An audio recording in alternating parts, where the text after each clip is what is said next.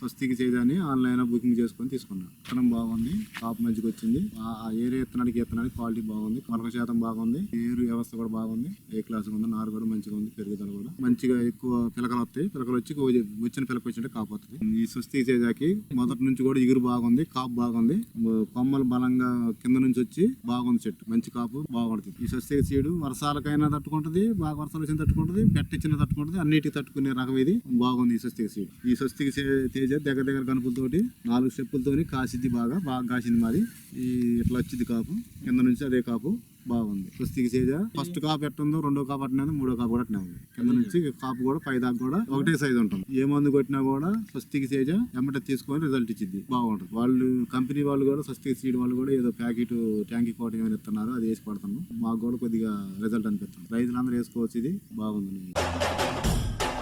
Swastik Teja.